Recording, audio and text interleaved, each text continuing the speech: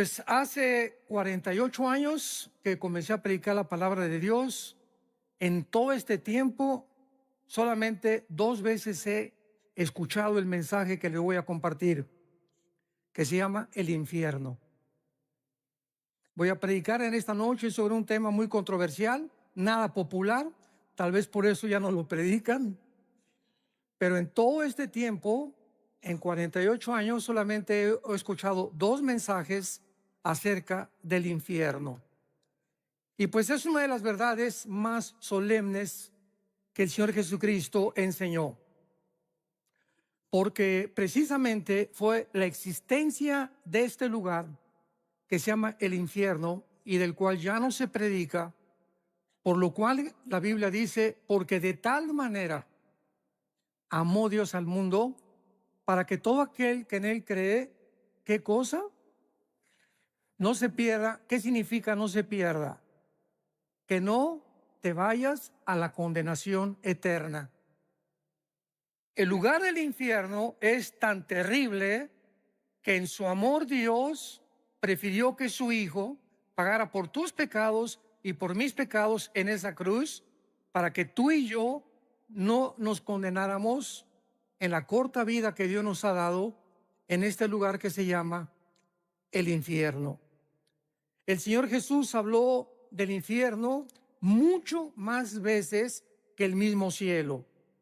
Veamos algunos pasajes, por ejemplo, Mateo capítulo 10, versículo 28, dice Jesucristo, y no teman a los que matan el cuerpo, mas el alma no pueden matar.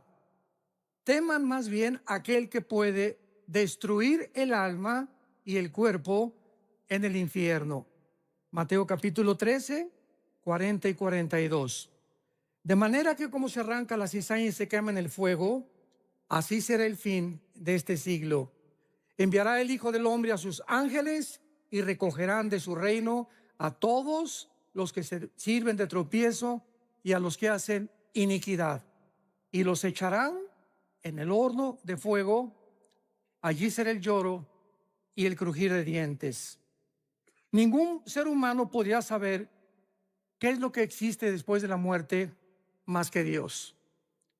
Tú puedes consultar a brujos, puedes consultar a gurús, puedes consultar a chamanes, a Walter Mercado, a astrólogos, etcétera, etcétera. No hay una sola persona, ni un solo libro en los millones de volúmenes de literatura que existe en las librerías que te puedan decir qué hay después de la muerte. Todos son hipótesis, especulaciones, ¿verdad? Que ideas de los seres humanos, pero ¿quién puede decirnos realmente a dónde te vas a ir tú y a dónde me voy a ir yo cuando tú mueras? ¿Cuántos de nosotros vamos a morir en paz, sabiendo que vamos a atravesar un túnel nada más y que nos va a estar esperando los ángeles y la persona de Jesucristo?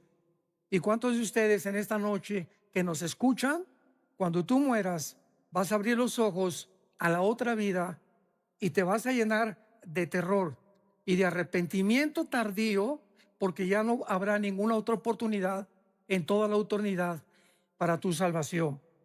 Dios nos ha dado una sola vez, 60, 70, 80, 85, algunos de una forma milagrosa llegan a los 100, 102, 3 años, para que podamos atravesar como peregrinos y oír la voz que en esta noche el Espíritu Santo te quiere hablar. Veamos nosotros que esta es una de las realidades más terribles de la existencia humana, y es que el Señor Jesucristo enseñó, como lo acabamos de leer, que hay un lugar, existe un lugar donde las almas de los condenados vivirán atormentados por un fuego que casi nunca se va a apagar. Después hablaremos de la duración del infierno. Vayamos a la primera carta a los Corintios y vamos a comenzar estudiando, en primer lugar, para que entendamos el infierno, cuántas criaturas ha creado Dios y el destino de cada una de las criaturas que Dios ha creado. Esto es muy profundo y muy interesante para la comprensión de nuestra conferencia. Dice 1 Corintios 15, versículo 39. No toda carne es la misma carne. Una carne es la de los hombres, o sea, el cuerpo de nosotros está diseñado con estómago, pulmones, un cerebro, etcétera, etcétera, diseñados no para vivir en la luna ni para vivir en Marte. Dios nos diseñó exclusivamente para este mundo y nos diseñó para que comiéramos los alimentos de la tierra. No Coca-Cola, ¿verdad? No refrescos, nada de Werner Bull, ni Monster, ni todos los productos que venden por todos lados. Nos creó para que comiéramos alimentos verdes, plantas, frutas, vegetales y por lo menos 2 litros de agua diarios. Si tú conoces este funcionamiento de tu cuerpo, Dios te va a conservar, Dios te va a bendecir, pero esta es la forma como Dios nos diseñó para que nosotros pudiéramos sobrevivir. Dice la Biblia, otra carne es la de las bestias. Bueno, los animales, los toros, las vacas, los caballos, las yeguas en el campo, ¿verdad? Tienen una manera de vivir, desayunan, comen, cenan y se mueren. Comen, cenan y se mueren. Comen, respiran y se mueren. Y es una tragedia, dicen los salmos, que muchos seres humanos, sin entender la razón y el propósito por el cual Dios nos creó, viven igual que las vacas, viven igual que los becerros. Te desayunas en la mañana, comes, ya fuiste a la universidad con el propósito de hacer dinero, con el propósito de ser presidente de Costa Rica, con el propósito de tener un fama, publicidad o recibir aplauso, reconocimiento de la gente. Y todas estas cosas que tú buscabas, al final de tu vida descubres que todo es vanidad, que en ninguna de estas cosas vas a encontrar el propósito ni el significado verdadero por el cual Dios te creó. En tercer lugar, hay la carne de las peces. Los peces fueron diseñados para vivir con un sistema branquial especial, en donde debajo del agua. Y los pececitos, ¿verdad? Fueron creados, los ballenas, los tiburones, los delfines, para tener su hábitat. Y en cuarto lugar, las aves. Los cuerpos de las aves fueron diseñados que hasta este momento ningún ser humano puede diseñar ni inventar la forma como vuelan las aves. Hemos tratado de hacerle así con las alas y no hemos fracasado. Entonces tenemos 4 tipos de creación que Dios hizo del sol para abajo. Muy bien, del sol para arriba tenemos un mundo espiritual invisible que no puede ser conocido por el intelecto, ni por tus estudios, ni aunque tengas 5 licenciaturas en ciencias políticas o en filosofía y letras, en antropología, en paleontología. No me importa el conocimiento que tú tengas, el ser humano nunca podrá descubrir el mundo espiritual que nos rodea. Y el mundo espiritual tiene también diferentes lugares donde todo lo que Dios creó en el mundo invisible, oculto a nuestros ojos, tienen un destino, como lo vamos a ver. En primer lugar, hay un infierno. El infierno es un lugar donde las almas o tu alma, Dios quiera que no en esta noche, que si tú mueres y sales por esa puerta sin arrepentirte de tus pecados, sin saber que es la última oportunidad que tal vez Dios te ha dado en esta noche para recibir a Jesucristo, si tú mueres un accidente de tráfico, un cáncer inesperado, una embolia cerebral, una bala perdida, nadie sabe exactamente el momento en que vamos a morir. Pues si tú mueres sin Cristo, hay un lugar que está en el centro de la tierra. El centro de la tierra, lo vamos a ver a continuación, está todavía el infierno. Y en este lugar no van los demonios, no van los ángeles caídos, no va ninguna otra criatura más que los espíritus de los seres humanos. Dios diseñó el infierno únicamente para que ahí bajen las almas de los espíritus humanos que en la vida rechazaron el conocimiento y la verdad del evangelio de la gracia de Dios. En segundo lugar, tenemos otro lugar que se llama el abismo. El abismo es el lugar de los demonios. En el abismo hay demonios y existen también ángeles caídos. Por ejemplo, dice en Apocalipsis capítulo 11, capítulo 9, versículo 11, que el ángel del abismo es el jefe de los demonios, que se llama el destructor, o que se le llama también, ¿verdad?, Apolión, que significa el que destruye. Entonces, el abismo es para los demonios. Cuando Cristo sacó demonios, ¿se acuerdan ustedes? Le decían a Jesús: por favor, no nos envíes al abismo. ¿Por qué? Porque tenían miedo de ser encarcelados en este lugar. Entonces, en el abismo no hay espíritus humanos. En el infierno no hay demonios. El infierno es para los seres humanos. El abismo es para los demonios y los ángeles caídos. En tercer lugar, la Biblia menciona otra prisión invisible que se llama prisiones eternas de oscuridad. Judas, versículo 6, que en este lugar se encuentra un grupo demasiado malo, maligno, de ángeles caídos. Una vez que los ángeles rechazaron a Dios, hubo otro tiempo en Génesis capítulo 6 que se mezclaron con las mujeres humanas y produjeron gigantes de casi 4 o 5 metros de altura, con 12 dedos en las manos, 12 dedos en los pies, y esta raza de gigantes se llamaron los Nefilim, que significa los caídos, porque se refiere a los ángeles que realmente eran los hijos de Dios que bajaron a mezclarse y a corromper la genética humana para impedir que naciera el Mesías. Cuando Satanás oyó Génesis 3:15, de tu semilla, mujer, vendrá el Mesías, y de la semilla de Satanás vendrá el que hará tropezar al Mesías, Satanás, al escuchar esto, de ahí en adelante, planeó cuidadosamente, de una forma, con una sabiduría impresionante, que no naciera el Mesías. Y así vino el primer ataque en Génesis capítulo 6, impidiendo y corrompiendo la genética humana.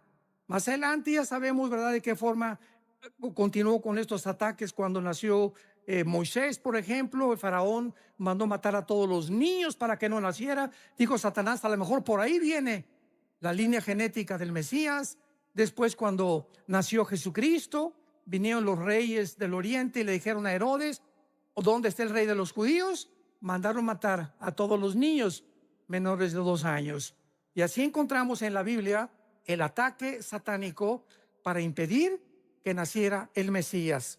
Y luego tenemos en cuarto lugar el lago de fuego. El lago de fuego es el lugar donde todos, absolutamente, Satanás, el falso profeta, los ángeles caídos y los seres humanos pasarán la eternidad cuando hayan rechazado completamente el plan de Dios, principalmente los seres humanos. Ahora, muy bien, muchas personas dicen: Dios no puede ser tan malo de mandar a todos al infierno. Una vez una viejita me dijo eso. Mire, pastor, yo no creo que Dios sea tan malo de mandar a nadie al infierno. Yo le contesté y le dije: amén, doña Chole, usted tiene toda la razón.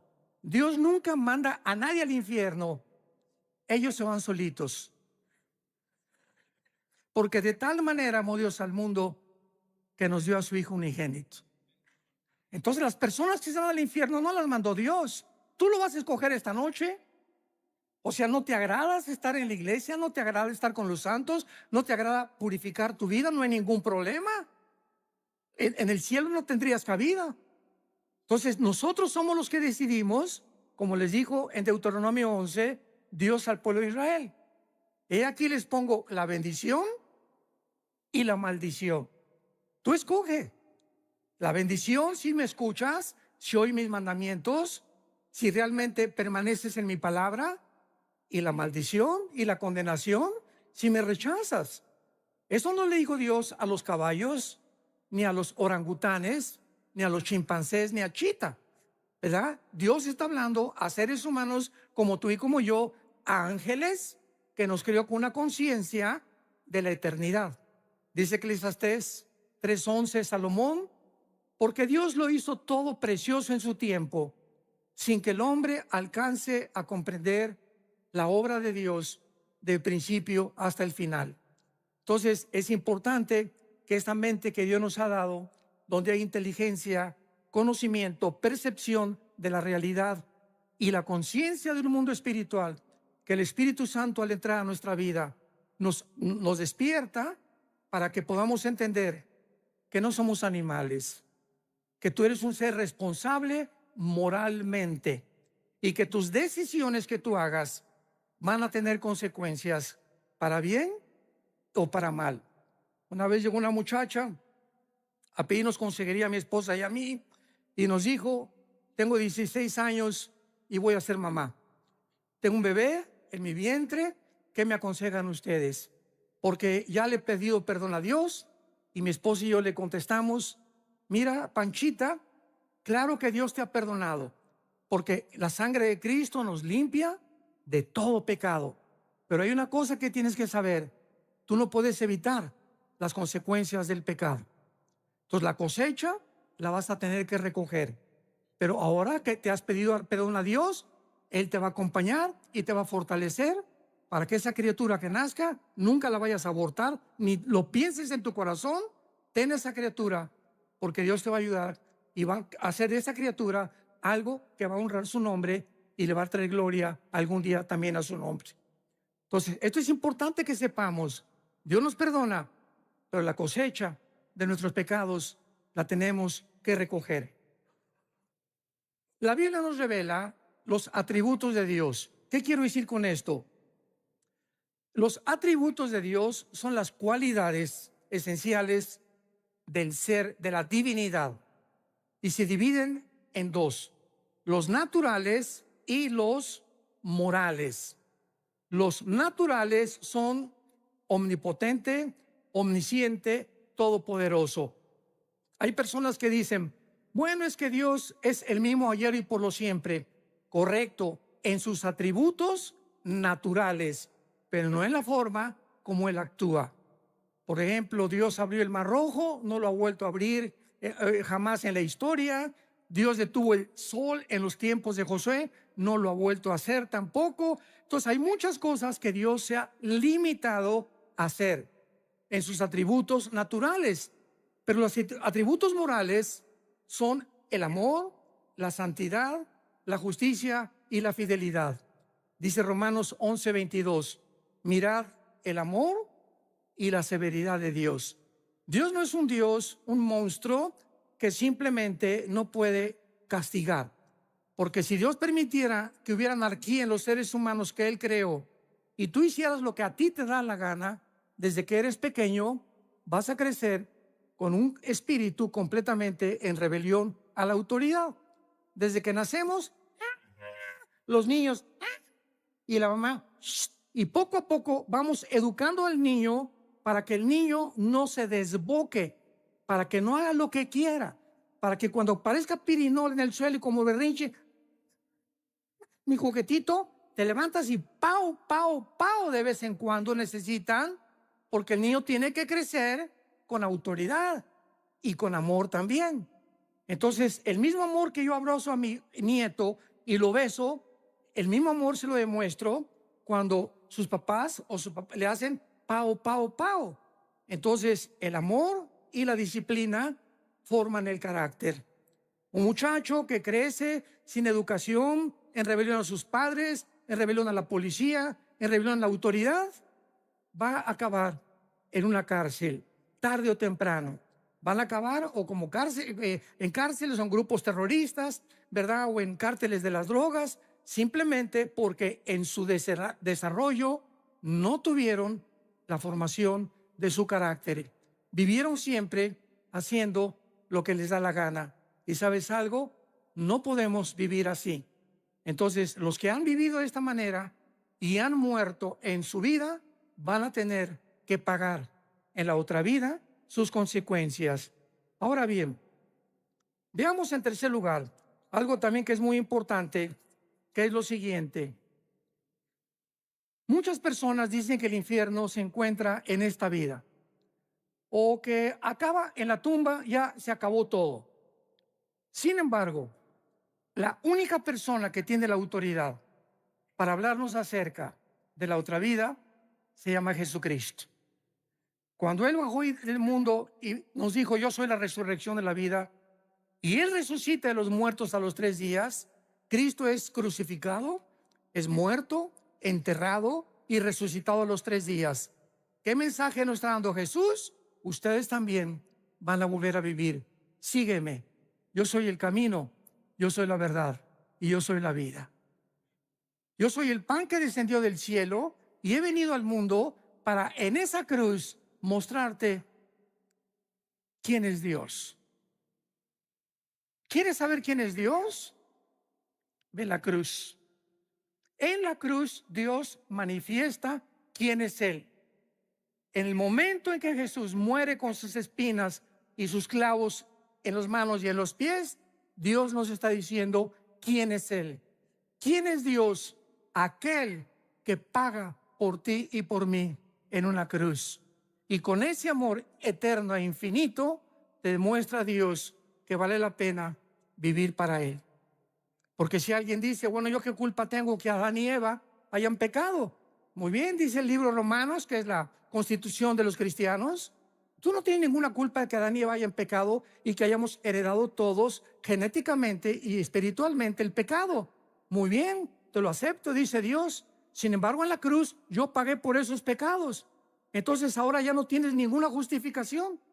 ¿Ok? No eres culpable, pero sí eres culpable de rechazar el perdón. Y eso por lo que muchas personas van a ser condenadas. Entonces, tenemos que entender los atributos de Dios. Vayamos a Lucas 16. Ojalá que todos hayan traído su Biblia. Los que no trajeron Biblia, siéntense con un cristiano.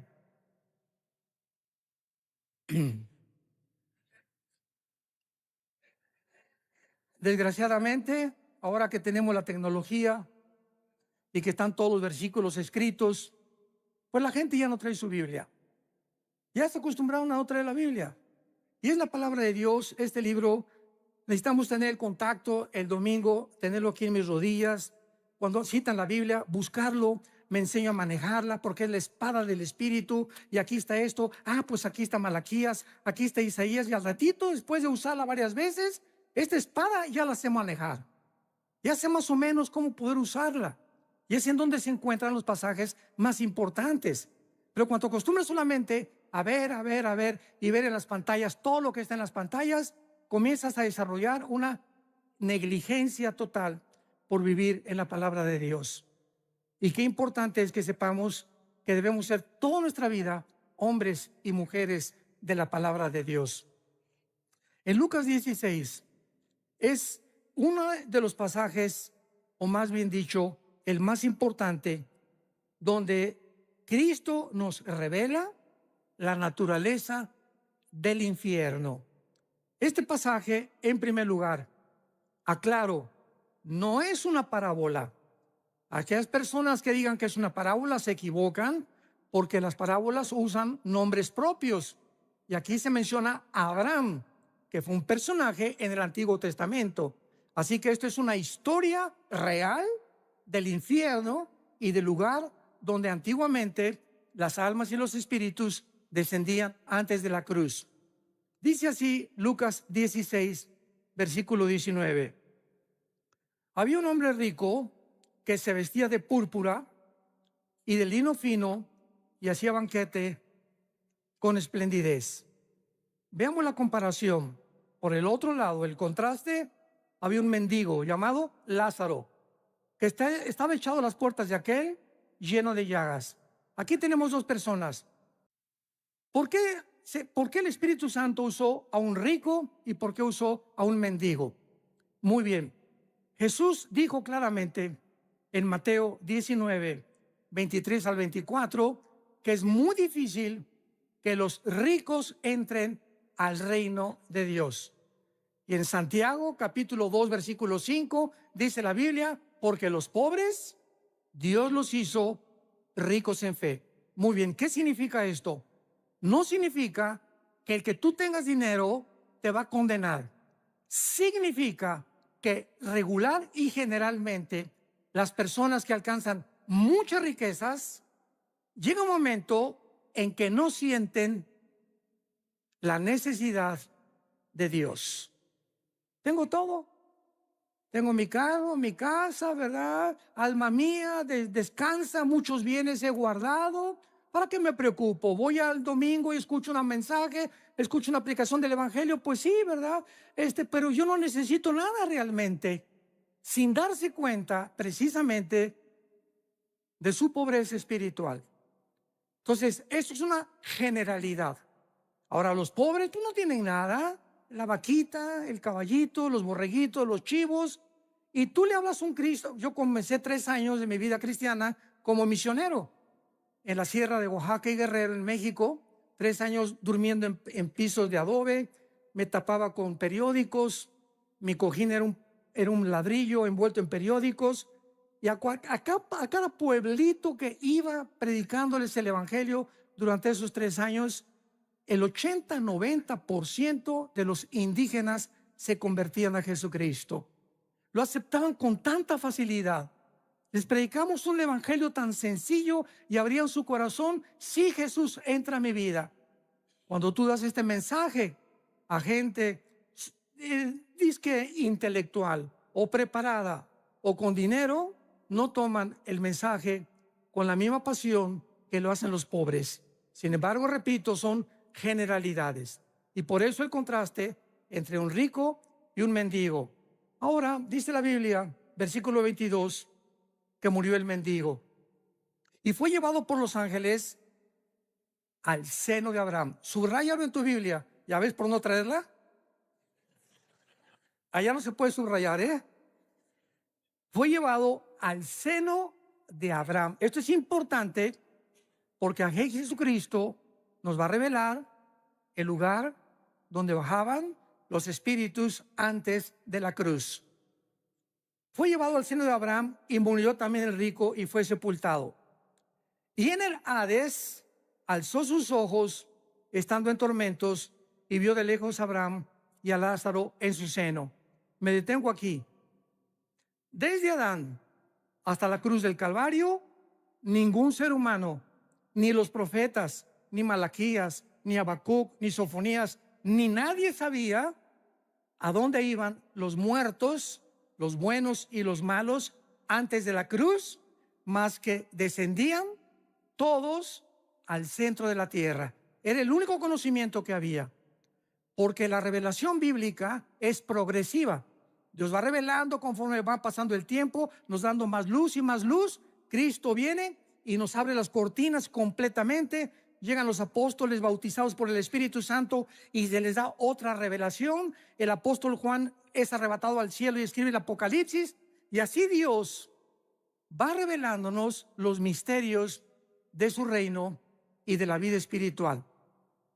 Entonces todos sabían que descendían al centro de la tierra. El lugar en el Antiguo Testamento donde descendían todos en el hebreo se llama el Sheol. Descendían todos al Sheol, buenos y malos. Muy bien. La Biblia en el Antiguo Testamento se traduce al griego y se llama la versión de la Septuaginta. Entonces, en la traducción del hebreo al griego, la palabra Sheol es una transliteración y se usó la palabra Hades con H, Hades. Entonces, viene Jesucristo y nos corre la cortina de lo que había en el centro de la tierra. Y Jesucristo nos enseña claramente, pero me voy a ir en orden. En primer lugar, tendrán vista, versículo 23, en el Hades alzó sus ojos. Las personas condenadas en el centro de la tierra, en el infierno, van a poder mirar, van a tener vista.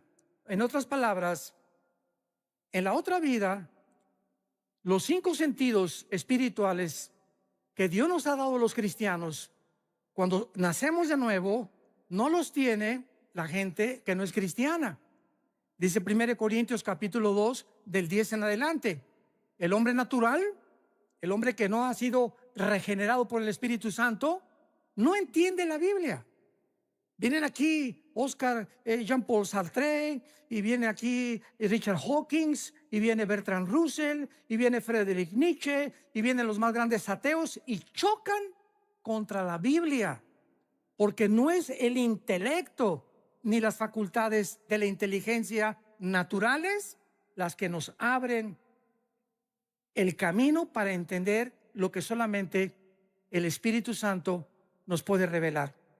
Pero el espiritual, dice 1 Corintios 2, entiende todas las cosas porque tenemos la mente de Cristo.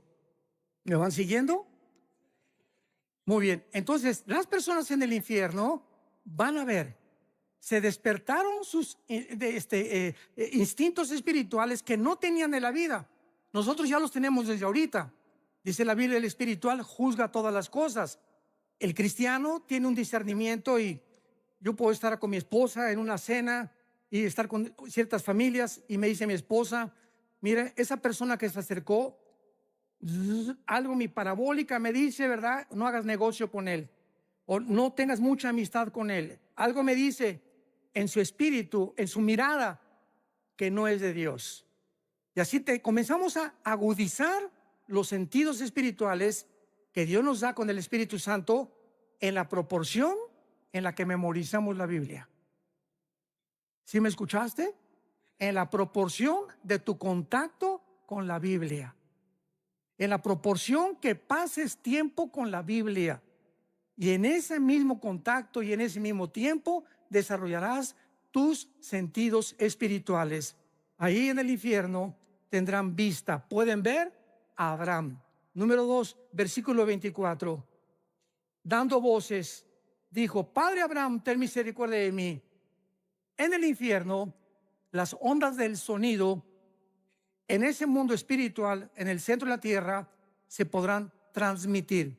Ahorita me escuchan porque, ¿verdad?, las ondas del sonido se graban, etcétera, etcétera. El sonido viaja en ondas por todos lados de la atmósfera hacia abajo. Dentro del infierno podrán transmitirse también la voz. Y esto es increíble, ¿verdad? Pero serán voces de lamento, de angustia y de desesperación. En quinto lugar, dice la Biblia, Padre Abraham, ten misericordia de mí. Pregunta, ¿cómo puede una persona en el infierno haber visto a Abraham? ¿Que en ese tiempo había cámaras Polaroid o películas? ¿Cómo podían reconocer que era Moisés o que era Elías? Bueno, porque la Biblia dice que hay una capacidad que se llama intuición espiritual.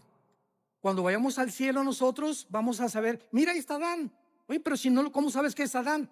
Porque en el espíritu sabe, yo sé que es Adán. En el espíritu lo sé. Ese es Moisés, ese va a ser Elías. Ahí está mi mamá, ahí está mi papá en la tierra. Nos vamos a reconocer como seres humanos. Mira, ese era mi pastor. Esa era la persona que me dio a Cristo. Vamos a mantener la conciencia. Esto es interesantísimo. No vamos a dejar de ser lo que somos, pero vamos a tener otra personalidad, pero con la conciencia que Dios nos creó desde que naciste de tu mamá y de mi papá. Yo voy a seguir siendo Armando, pero con otro nombre. Yo seguiré siendo quien fui, pero con todos los dones y todas las facultades desarrolladas, pero seguiremos manteniendo la conciencia, como lo vamos a ver, de lo que fuimos y muchas veces de lo que seremos. En sexto lugar, tendrán sed. Dile a Abraham que moje la punta de su dedo en mi agua. Dile que moje, que tenga misericordia de mí y que envíe a Lázaro. Este hombre en el infierno creía que Lázaro seguía siendo su sirviente. Dile a Lázaro que por favor me traiga agua. O sea, vean ustedes que esta persona en el infierno no se convierten en buenos. En el infierno mantienen aún más lejos su maldad, como lo vamos a ver más adelante. Dile a ese Lázaro, el que estaba a la puerta de mi mesa, que me traiga y que me moje la lengua. Los instintos y todo lo que tenemos fisiológicamente y biológicamente en el mundo, lo seguiremos teniendo en la otra vida, pero de diferente manera. como lo vemos en los cuerpos de los ángeles, que los ángeles bajan a este mundo y pueden tomar agua. Los ángeles bajan a este mundo y pueden comer cabrito de Monterrey. No de Costa Rica, tal vez café Brit de Costa Rica. Pero en Génesis 18 bajó Dios. Dios el Padre bajó al mundo y caminó y se acercó a Abraham. Dios el Padre, acompañado de dos ángeles. Y cuando los vio Sara, ¿se acuerdan? Génesis 18, les hizo cabrito. Y quién sabe qué atole les dio también. Pero se lo comieron. O sea, vean ustedes que las facultades digestivas, Cristo cuando resucitó, tomó peces y tomó miel, ¿correcto? O sea, ¿cómo es posible que un cuerpo resucitado, que la sangre es lo que le da vida ahorita a nuestro cuerpo, tengan facultades en la otra vida de ver, oír, sentir, comer, deglutar, beber, etcétera, etcétera, con un cuerpo diseñado para vivir en la otra vida como lo tuvo Jesucristo? Jesucristo asciende al cielo, Hechos capítulo 1, y la ley de la gravedad ya no lo atrajo sobre el centro de la tierra.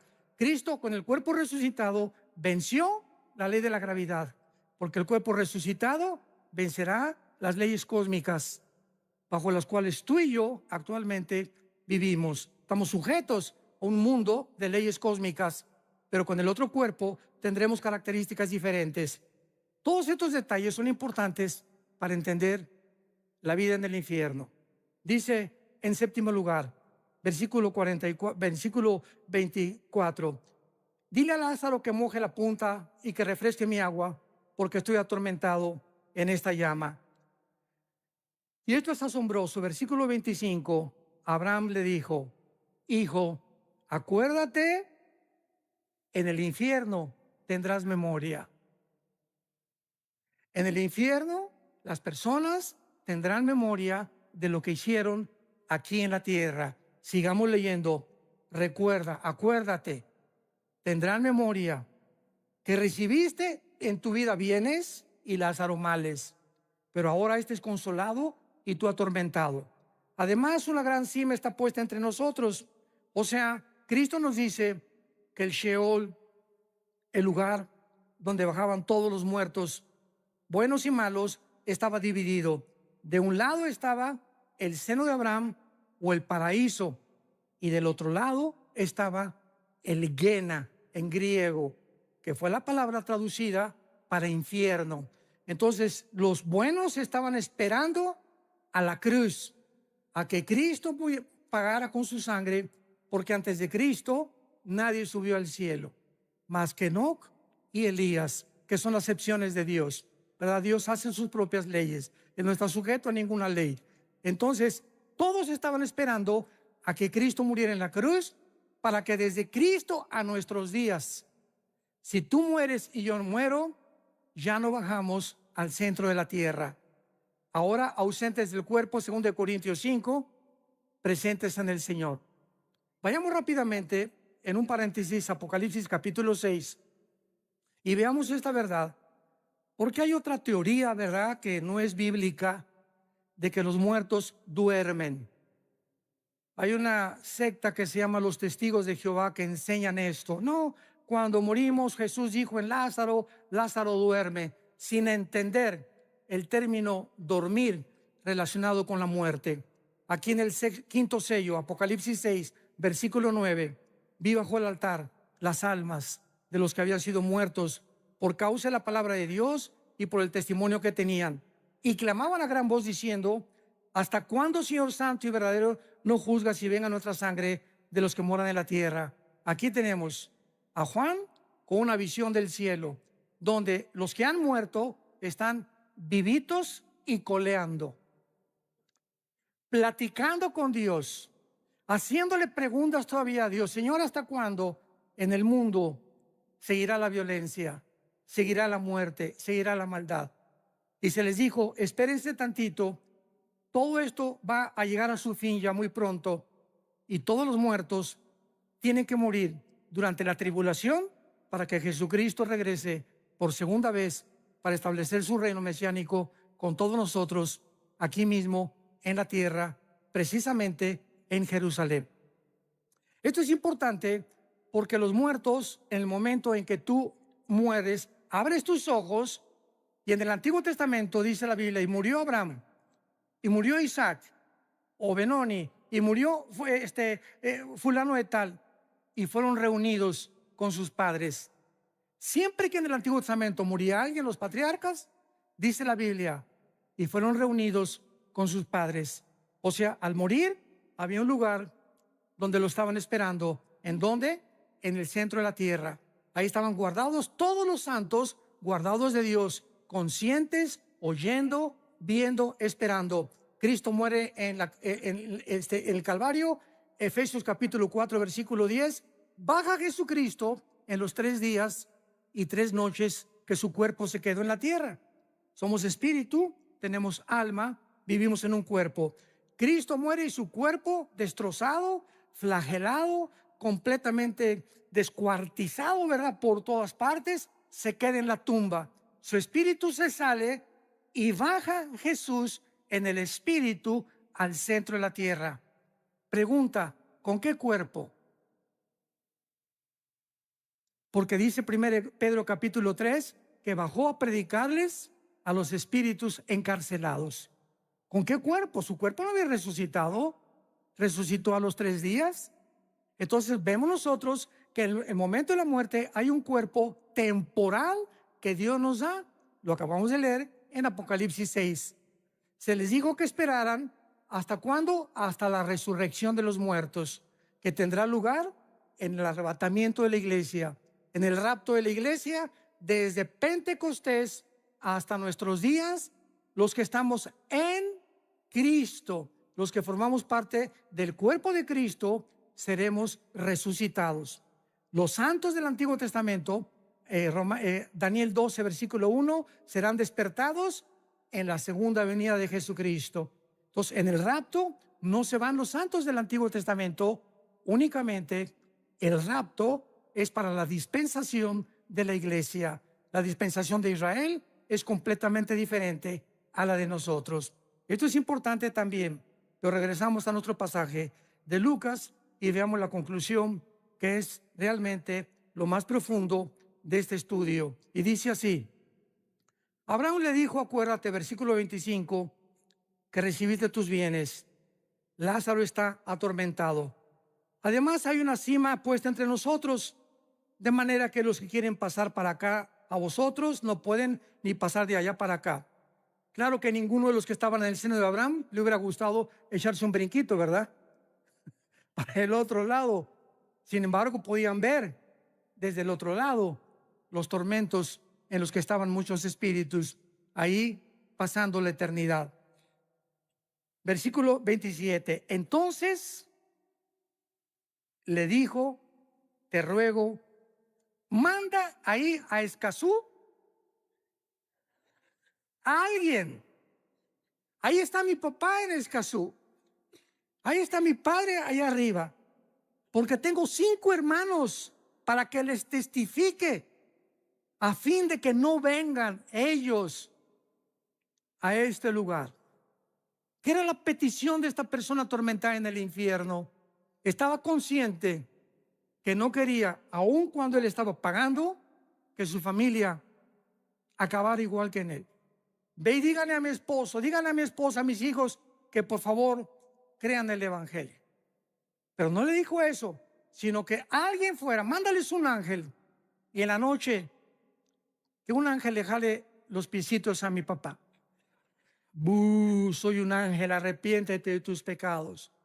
O un milagro que suceda para que puedan evitar bajar al infierno.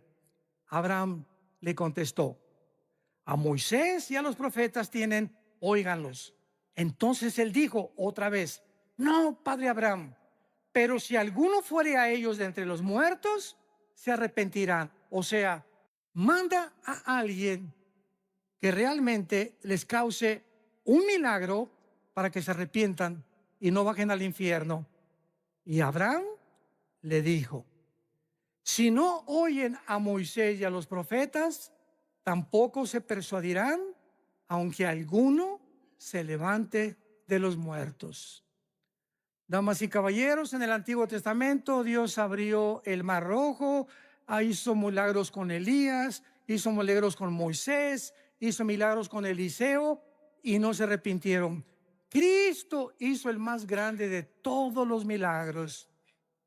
Resucitó a Lázaro entre los muertos, un hombre que tenía 3 días donde ya la sangre se había completamente descompuesto, donde ya no había circulación de oxígeno neurológicamente en el cerebro, un hombre que había dejado de latir su corazón, un hombre que tenía 3 días y que aparte hedía, ya comenzaba a pestar. Y Jesús le dice a esa persona acostada en la tumba, su espíritu de Lázaro subió, no oyó al cielo, tal vez anduvo el espíritu por ahí dando las vueltas, y cuando oyó, Lázaro, ven, levántate, es el espíritu el que da vida. El espíritu de Lázaro volvió a entrar al cuerpo de Lázaro, entró al cuerpo de Lázaro, y el Espíritu Santo restauró completamente la circulación de la sangre, de los ojos, de los oídos, y Lázaro salió de la tumba. ¿Qué más milagro puede haber que eso? Sin embargo, en Juan capítulo 11, el día que Cristo resucita a Lázaro es el día que planean los fariseos matarlo. Aunque alguien les haga el milagro que sea, si no creen, la Biblia es por el oír o por ver. La Biblia es por el oír y el oír por la palabra de Dios. Yo puedo ver ahorita un paralítico y Dios sigue haciendo milagros porque Dios es bueno y Dios es maravilloso. Y hay personas que me han dicho, si yo veo un paralítico ahorita levantarse, voy a creer. Y le contesto, ¿cuántos días vas a creer? En ese momento vas a ser impactado.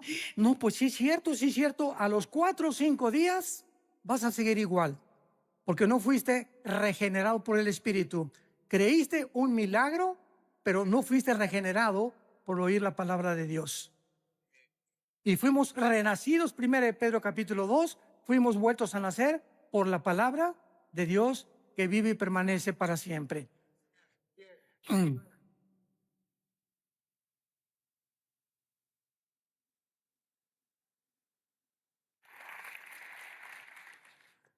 Ningún milagro sobrenatural convencerá a salvar a nadie. La salvación proviene de ver y no por el oír, o por el oír y no por ver. Un milagro puede asombrar, repito, causar sorpresa, admiración por algunos momentos, pero no cambia el corazón humano. El único que cambia el corazón humano es la palabra de Dios. Si alguien pudo haber sido salvado o creído por milagros, fueron los judíos cuando salieron de Egipto, o los fariseos en la resurrección. Sin embargo, ni así creyeron a Dios. Ahora, ¿dónde se encuentra actualmente el infierno? En el mismo lugar. Si tú mueres esta noche, sin la persona de Jesucristo en tu vida, sin haberte arrepentido de tus pecados, ahorita en la noche cierras tus ojos, el doctor dictamina, ya se fue Pancho, ya se fue Carlito, ya se fue doña fulana de tal, doña Choli ya se murió. Tu espíritu baja inmediatamente al centro de la tierra. Y ahí en el centro de la tierra, hoy, en el mes, estamos en marzo todavía, ¿verdad? En febrero. Baja al centro de la tierra y después que pase los 2000 años o el tiempo de la gracia y venga la tribulación, cuando Jesucristo regrese, van a pasar 1000 años. Y al finalizar los 1000 años, los que están en el centro de la tierra van a resucitar. Apocalipsis 20, del 11 al 15, el juicio del gran trono blanco. Van a resucitar todos los que están en el infierno, los libros se van a abrir y Dios te va a decir, Carlitos, ven para acá, doña Panchita, venga para acá, doña Chole, venga para acá.